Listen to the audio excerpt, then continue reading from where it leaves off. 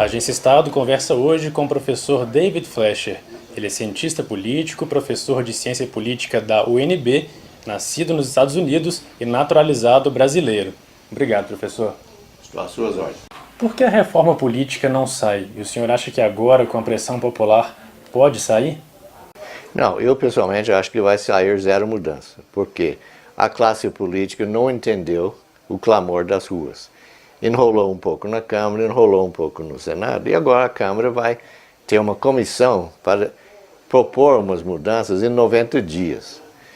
E o TSE já diz, uma vez decidido o que vai fazer, se vai fazer plebiscito, vamos precisar de 70 dias para fazer o plebiscito.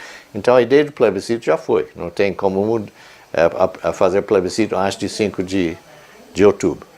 Então o que a Câmara e o Senado poderiam fazer, não precisa de comissão, porque tanto a Câmara como o Senado tem vários PECs e vários PLs, projetos de lei, que vocês pensar e selecionar 8 ou 10 desses projetos e PECs, você pode fazer uma bela reforma política, só votando na Câmara e no Senado.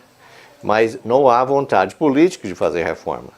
Os deputados acham que melhor para minha reeleição é manter o status quo, embora eles sabem de antemão que 50% não vão votar.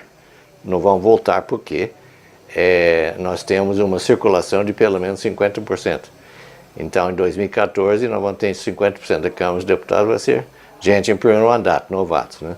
Mas eles não querem mudar, né? Porém, eu acho que o clamor das ruas vai continuar. Em junho do ano que vem, com a Copa, com 32 seleções aqui, jogando em 12 cidades, vai ser um prato cheio para mais protestos e mais manifestações em junho e julho do ano que vem, na véspera da campanha eleitoral.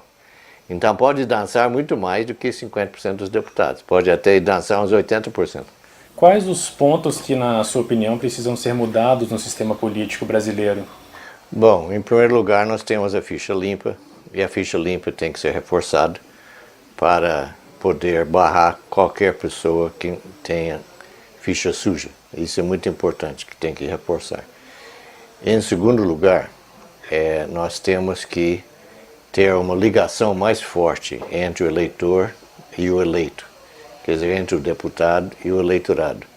Então, o sistema atual de representação proporcional com lista aberta é o pior sistema possível, porque o eleitor tem pouquíssima ligação e contato com o deputado, e um ano depois as pesquisas de opinião mostram que ele nem sequer lembra em quem votou. Então a resposta disso, aparentemente, é o voto distrital, uninominal, em que cada deputado seria eleito num distrito e o eleitor ia lembrar muito bem quem é seu representante. Talvez nem votou nele, mas sabe quem é que foi eleito, né?